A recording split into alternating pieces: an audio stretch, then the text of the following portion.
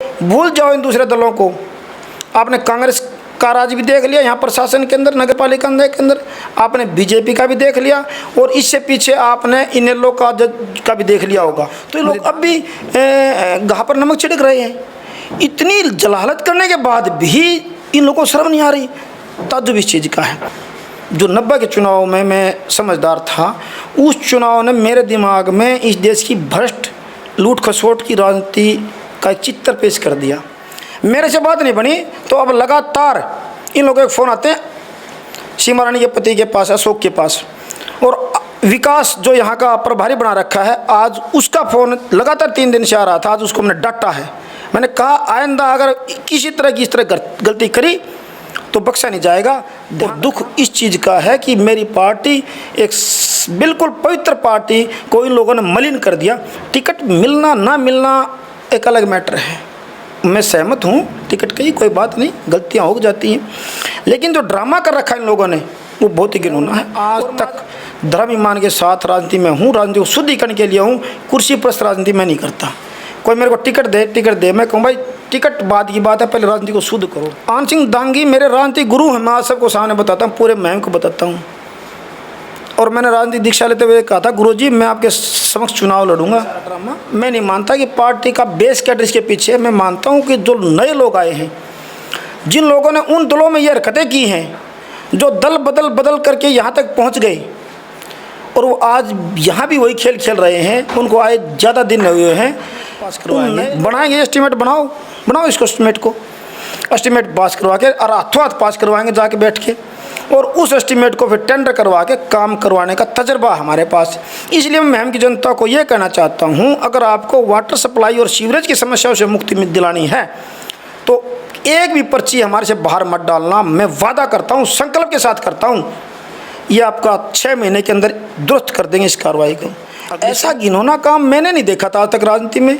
और उस नेता के खिलाफ, उस कार्यकर्ता के खिलाफ जिन्हें तन मन धन से 11 साल तक पार्टी को सींचा और आज ही पार्टी में हूँ, वहाँ से मेरे को लगा यार राजनीति इतनी गंदी तो नहीं हो सकती, इसको पवित्र करना है, कभी मौका मिलेगा तो पवित्र करेंगे।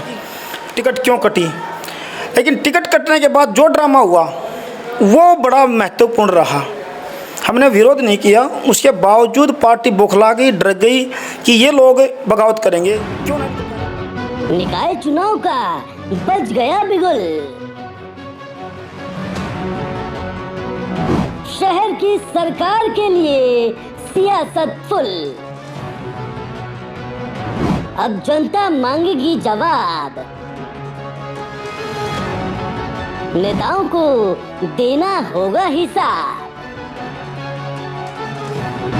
देखिए छोटी सरकार। पूर्व जिला अध्यक्ष दिनेश खरकड़ा जी हमारे साथ में हैं, करेंगे उनसे मुलाकात। राम राम जी। नमस्कार बेटा, नमस्कार। हमारे दर्शकों को अपना परिचय करवाओ जी। मैं दिनेश कुमार, पूर्व आम आदमी पार्टी जिला उपाध्यक्ष रोहतक, और अब जो घटनाक्रम आप लोगों ने देखा पीछे, जो ड्रामा हुआ पार्टी में, उसकी वजह से मैं अब सीमा कुमारी, जो सीमा रानी है, उनका निर्दलीय प्रत्याशी के रूप में उनका समर्थन कर रहा हूं। वो मेरे द्वारा प्रायोजित कैंडिडेट हैं अब, और महम के नगर पालिका चुनाव चेयरमैन पद में उन्होंने ज़बरदस्त ताल ठोक रखी है, और हम महत्वपूर्ण इस मुकाबले में आज फाइट में हैं। आपके चहेते उम्मीदवार को आम आदमी पार्टी ने टिकट क्यों नहीं दिया? देखिए, टिकट कट जाते हैं कई बार, पार्टियां होती हैं, उनके फैसले कई बार सही नहीं होते, उसके कई कारण होते हैं। वो कोई इतना महत्वपूर्ण नहीं मानता मैं कि टिकट क्यों कटी, लेकिन टिकट कटने के बाद जो ड्रामा हुआ वो बड़ा महत्वपूर्ण रहा।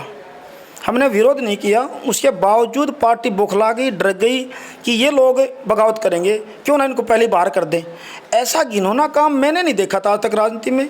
और उस नेता के खिलाफ, उस कार्यकर्ता के खिलाफ जिन्हें तन मन धन से 11 साल तक पार्टी को सींचा और आज ही पार्टी में हूँ, पार्टी ने बाहर कर दिया, इसलिए अपने निर्दलीय उम्मीदवार का मैं समर्थन कर रहा हूँ और जिताएंगे इसको। पूरा महम आज रोष में है, मेरे साथ खड़ा है।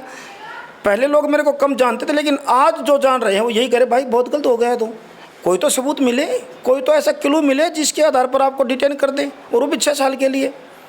तो पार्टी ने जो है किया ये सारा ड्रामा, मैं नहीं मानता कि पार्टी का बेस कैडर इसके पीछे। मैं मानता हूँ कि जो नए लोग आए हैं, जिन लोगों ने उन दलों में ये हरकतें की हैं, जो दल बदल बदल करके यहाँ तक पहुँच गए और वो आज यहाँ भी वही खेल खेल रहे हैं, उनको आए ज़्यादा दिन नहीं हुए हैं, उन नए लोगों ने आज पार्टी को हाईजैक कर लिया। और दुख इस चीज़ का है कि मेरी पार्टी एक बिल्कुल पवित्र पार्टी को इन लोगों ने मलिन कर दिया। टिकट मिलना ना मिलना एक अलग मैटर है, मैं सहमत हूँ टिकट की, कोई बात नहीं, गलतियाँ हो जाती हैं, लेकिन जो ड्रामा कर रखा है इन लोगों ने वो बहुत ही घिनौना है। और मैं आज आपको एक बात और बताना चाहता हूँ, मेरे से बात नहीं बनी तो अब लगातार इन लोगों के फ़ोन आते हैं सीमा रानी के पति के पास, अशोक के पास, और विकास जो यहाँ का प्रभारी बना रखा है, आज उसका फ़ोन लगातार 3 दिन से आ रहा था। आज उसको मैंने डांटा है, मैंने कहा आइंदा अगर किसी तरह की इस तरह गलती करी तो बख्शा नहीं जाएगा, ध्यान रखना, आज ये आपको वार्निंग दे रहा हूँ। तो ये लोग अब भी घाव पर नमक छिड़क रहे हैं। इतनी जलालत करने के बाद भी इन लोगों को शर्म नहीं आ रही, ताज्जुब इस चीज़ का है। और महम की जनता समझ चुकी है कि हमने निर्णय कहाँ देना है। एक तरफ तो वो दल बैठे हैं, वो लोग बैठे हैं जिन्होंने लगातार महम की राजनीति में अपना वर्चस्व रखने की योजना बनाई है। कुर्सी की राजनीति करने वाले लोग बैठे हैं, भ्रष्टाचार करने वाले लोग बैठे हैं। पिछले लगातार जितने सालों से नगर पालिका रही है, लोग वादे करके आते हैं, काम नहीं करते। आज जनता त्रस्त है, इनको अपना फैसला जरूर सुनाएगी, एक ईमानदार आदमी के हक में फैसला सुनाएगी। सीमा रानी मैं मानता हूँ जो मैंने इनको देखा, जांचा परखा, इससे बेहतर, इससे एक सही ईमानदार मुझे कोई कैंडिडेट नज़र नहीं आता। और रही बात अगली, हम मिलकर महम का निर्माण, महम का नवनिर्माण, महम का विकास हम करेंगे, क्योंकि पूरा खाका, पूरी योजना हमारे दिमाग में है। मानता हूँ सीमा रानी अपरिपक्व हैं, उनका राजनीतिक अनुभव नहीं है, लेकिन उसके पीछे मैं खड़ा हूँ। अगर वो किसी काम में अटकती हैं, उलझती हैं, तो ये मैं श्योर करता हूँ सबको कि मैं उसको गाइड करूँगा, मैं बताऊँगा कि आप ऐसा करिए। और वो बहुत पढ़ी लिखी है, बहुत जल्दी पूरा जो एक शासन चलाने का, प्रशासन चलाने का अनुभव उनको मिलेगा, वो बहुत अच्छा काम करेंगी। अगर आपका उम्मीदवार महम चुनाव में विजयी होता है तो सबसे पहले महम के लिए क्या स्पेशल कार्य करोगे? देखिए, महम की मूलभूत समस्याएं जो हैं वो मैं आपको गिना देता हूँ। सबसे बड़ी समस्या पीने के पानी की। महम ऐसा शहर है जो 3 नदियों से घिरा हुआ है। 2 नदियाँ एक तरफ बहती हैं पश्चिम दिशा में, और एक नदी पूर्व दिशा में बहती है। 3 वाटर वर्क्स महम को सर्विस देते हैं। 3 वाटर वर्क्स सर्विस देने के बाद एक पुराना महम, एक नया जो बना महम के नाम से मिल के पास ये, और कुछ एरिया खेड़ी वाटर वर्क्स भी सप्लाई देता है। इन 3 वाटर वर्क्स के बावजूद भी 4 दिन में पानी आता है महम में। कहाँ कमी है भाई? करोड़ों का बजट सरकार का बनता है, कहाँ जाता है भाई वो? इस बजट को सुचारू रूप से लगाने का मेरे पास अनुभव है। अब आप कहोगे आपके पास तो बहुत अनुभव है, ये अनुभव कहाँ से आया? सब जानते हैं मैं पब्लिक हेल्थ का ठेकेदार हूँ, और महम की 30% जो वाटर सप्लाई है मेरे द्वारा, मेरे टेंडरों के द्वारा जो सरकार ने पास की है उनके द्वारा लगी हुई है। सीवरेज लाइन लगी हुई हैं। मुझे ये पता है कि कमी कहाँ पर है, सुधार कहाँ जरूरी है। दूसरा, जो अधिकारी होते हैं जेई से लेकर एसडीओ एक्शन और एससी और चीफ तक, वो सभी 15 सालों में हमारे परिचित रहे हैं। हमारे अनुभवों का, हमारे कार्यों का उनको पता है, हमने उनके व्यवहार का पता है।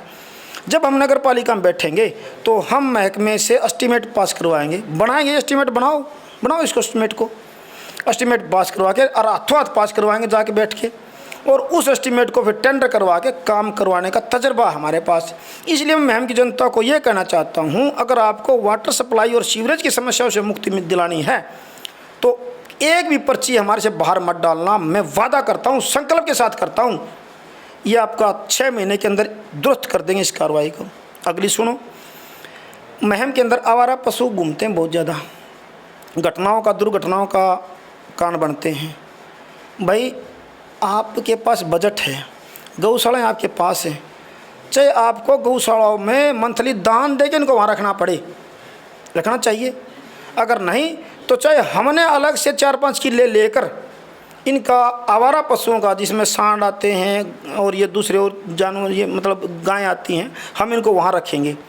कोई बड़ा बजट नहीं है, जनता से मांगेंगे भाई इसको मुक्ति दिलाने की ज़मीन हमने दे दी, प्रबंधन जनता करवाए। नीयत अगर साफ हो ना तो कुछ भी संभव है, ये करेंगे। दूसरा, मेरे पास जो एक सीमा रानी ने खुद ये प्रश्न उठाए हैं जो मैं आपको बता रहा हूँ, हम यहाँ चर्चा करते हैं बैठ के, ये मेरे इतने प्रश्न नहीं, उसके भी हैं। बाज़ार में जाते हैं, बाज़ार में साइकिल निकलने का रास्ता नहीं है। क्यों? इतनी चौड़ी गली है फिर भी साइकिल का रास्ता नहीं है, रेडी पे रेडी फंसी खड़ी है। नगर पालिका की पुरानी बिल्डिंग खाली पड़ी है, हम चाहते हैं कि वहाँ हम इनको निःशुल्क जगह दें और एक सब्जी मंडी, फल मंडी वहाँ लगाएं। सब्जी मंडी उस साइड में है, फल मंडी साइड में हो जाएगी। दुकान अगर कोई फल की खुलेगी तो खुलो, लेकिन किसी भी दुकान के आगे ये रेडी शोभायमान नहीं है। महम के निर्माण के लिए, महम को आदर्श बनाने के लिए रेडी वालों का, बेचारों का जो शाम तक 200 रुपये कमाते हैं, कुछ दुकानदारी से उसका किराया वसूल करते हैं, वो सारा दिन धूप में खड़ा रहता है, शाम तक 100 रुपये भी नहीं कमा पाता। ये एक दर्द मेरे मन में है कि इसको भी हम दूर करेंगे। तीसरा, मेरी अपनी समस्या मैंने 1000 बार देखी है। गाँव से आते हैं, भाई किसी को शौचालय की समस्या होगी, कहाँ जाएगा, है ही नहीं।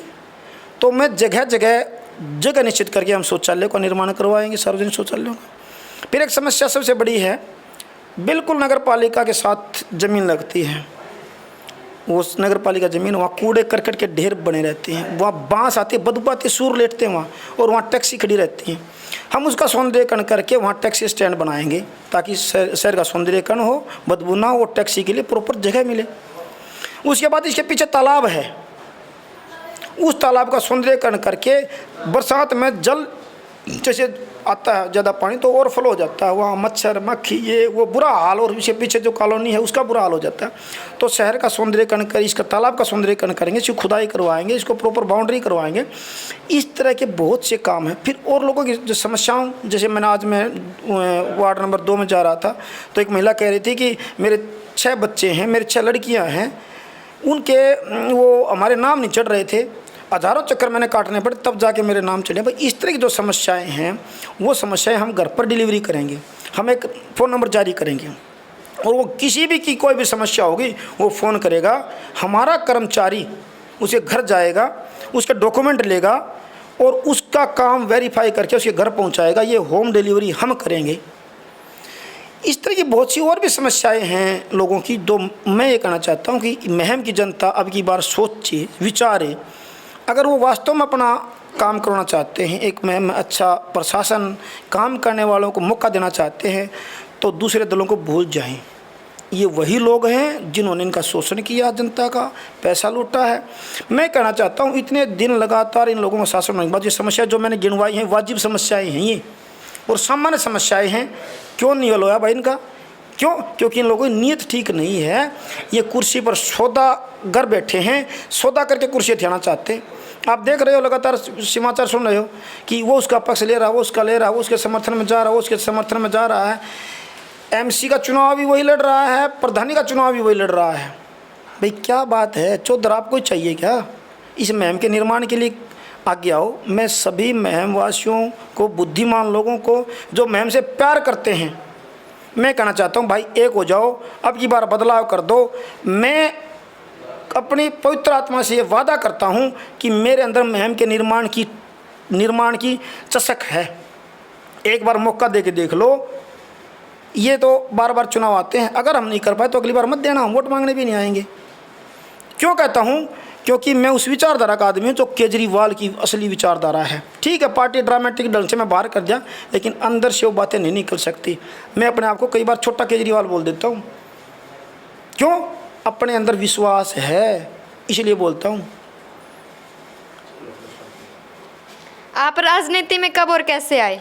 बेटा राजनीति तो ये प्रश्न आपने बड़ा एक रोमांटिक प्रश्न कर लिया। मैं 6ठी क्लास में था, एक हमारे गुरुजी थे राजवीर जी, उनको मॉनिटर चाहिए था क्लास में, और मॉनिटर के लिए 6-7 साथी खड़े हो गए। मैं होशियार भी था और मैं दबंग भी था शुरू से ही, तो वो फैसला नहीं हो पा रहा था। बोले कि भाई वोटिंग करवाएंगे। उन्होंने वोटिंग करवा दी और 45 बच्चों में से 30 बच्चों ने मेरे पक्ष में वोट डाल दिया। मैं तो, मेरे याद है, मैं तब से राजनीति में आया। चलो उसके बाद कॉलेज में गए तो और बातें भूल गई। उसके बाद जो चुनाव 90 का चुनाव जो था, जो 90 के चुनाव में मैं समझदार था, उस चुनाव ने मेरे दिमाग में इस देश की भ्रष्ट लूट खसोट की राजनीति का एक चित्र पेश कर दिया। मैं एक संजीदा संस्कारवान, समझो मैं संस्कारवान इसलिए कहता हूँ कि भाई वो संस्कार मेरे वहाँ से आए। वहाँ से मेरे को लगा यार राजनीति इतनी गंदी तो नहीं हो सकती, इसको पवित्र करना है, कभी मौका मिलेगा तो पवित्र करेंगे। और मेरे संपर्क सभी नेताओं से, आन सिंह दांगी मेरे राजनीतिक गुरु हैं, मैं आज सबको सामने बताता हूँ, पूरे महम को बताता हूँ। और मैंने राजनीतिक दीक्षा लेते हुए कहा था, गुरुजी मैं आपके समक्ष चुनाव लड़ूंगा, क्योंकि मैं गुरु मानना चाहता हूँ, लेकिन यह नहीं है कि मैं आपके दल में आऊँ। आज उनके सामने खड़ा हूँ मैं, तो पता नहीं मेरे अंदर कहाँ से आई राजनीतिक गुण। और ये दो बातें जो मैंने बताई यहाँ से आई।